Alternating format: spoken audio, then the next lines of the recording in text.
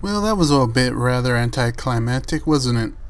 Well, anyways, this is my recap and reaction for episode 22 of The Flash, Rouge Air. The episode opens with Dr. Wells giving a pretty awesome opening monologue, but the gist of it is that he will reclaim everything that was taken from him in life. Across town, Iris and Barry are talking, with Barry saying that he will find Eddie no matter what. Barry then gets a call from Cisco and heads to Star Labs. Cisco shows him and Team Flash Wells' wheelchair, which had a high-tech power source. Cisco thinks that the source acted like a battery, charging Wells' speed whenever he sat in it. The team is still analyzing the chair when the particle accelerator turns on. Barry thinks it could be Wells, and when they go to investigate, it is him.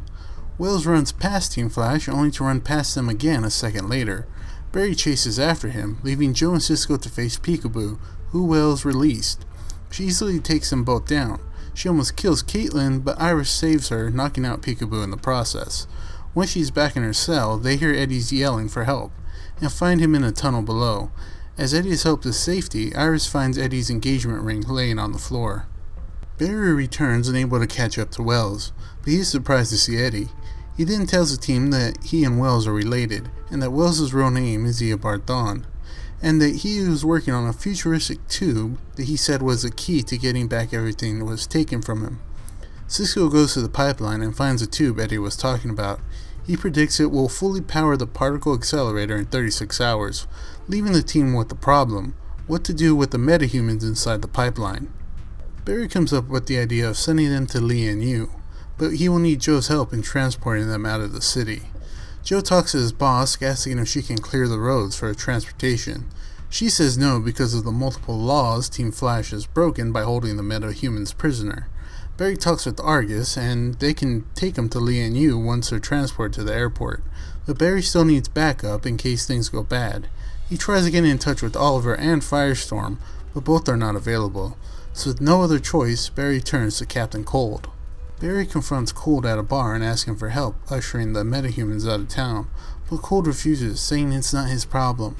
Barry eventually convinces Cold to help him, but says it will cost him, and he will tell Barry what it is once he decides. At CCPD, Iris finds Eddie. She wants to know why he's so eager to get back to work. Eddie says Wells told him Iris will marry Barry. Accepting that it's not his fate to be with Iris, he breaks up with her and leaves her in the parking lot. At Star Labs, Cole demands that every record on file of him be permanently erased. Barry accepts, but Joe protests. Barry argues that he'll do whatever it takes to save the metahumans.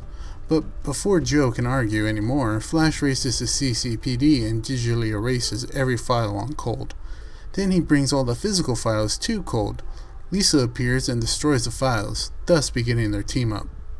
Cisco then shows how they'll get the metahumans out of town, by using a commercial 18-wheeler that's been retrofitted with Wells' secret power source, leaving the metahumans inside powerless. After they're knocked out, they're loaded in the truck and the move starts, but halfway through the move, the metahumans wake up. The truck stops at Rouge Air, where the team awaits the Argus transport. Inside the truck, the power damper stops working and the metahumans regain their powers. They break out of the truck and attack the team. Barry gets hit by lightning from the weather wizard, is about to land a killing blow, but Captain Cold comes to the rescue, saying that they should just call the night a draw. They take him up on the offer and go their separate ways. Barry puts together that Cold rigged the power damper to fail in order to get the rogues to owe him one. Cold leaves the Flash alive and says that he owes him one too. Back at Star Labs, Barry guilts himself for trusting Cold. He tells Joe that he was just trying to be like the Arrow, doing whatever it takes to get the job done. Joe tells Barry that he's not like the Arrow, and he knows better than to cross the line between right and wrong. Wells shows up outside Star Labs just in time for the particle accelerator to turn back on. Barry confronts him outside. As the two prepare to fight, Firestorm and Arrow arrive to assist the Flash. Wells puts on his Reverse Flash suit and the battle begins. Arrow hits Reverse Flash with a nanite-powered arrow, which momentarily drains Reverse Flash of his speed, leaving them to fight it out. Reverse Flash shakes off the nanites, regaining his powers, and almost kills Arrow. But Barry is able to stop him and lead Reverse Flash into a blast from Firestorm. With Reverse Flash stunned, Arrow hits him with another nanite-powered arrow, leaving him knocked out and the three heroes victorious. See, just like I said, anticlimactic, wasn't it? That seriously can't be the final battle between them. Half of the season has been building up to that, so there has to be more to it. Also, Wells never said what he was going to do with the particle accelerator, so I assume that he'll use it to travel back in time, but I could be way wrong about that. Captain Cold was also awesome again. I love it whenever he's on the show. I thought they were going to make him a good guy, New 52 style, but it looks like he's going to be sticking with being a bad guy. The whole moving the metahumans to Lian seemed a little much, but did bring up a pretty good point. They need to start working with the police department or someone to take care of the metahumans. Might be a good time to introduce Belle-Reve. So altogether, it was another great episode. You absolutely better believe it was worth a watch. And that's it, guys. Only one episode left before we see what the end game was. I hope it was all worth it. That's all I can say. Super excited to see what it's all gonna be about. Thanks for watching, and if you enjoyed this video, give it a thumbs up, or check out some of the other videos we have on the channel. We'd really appreciate it.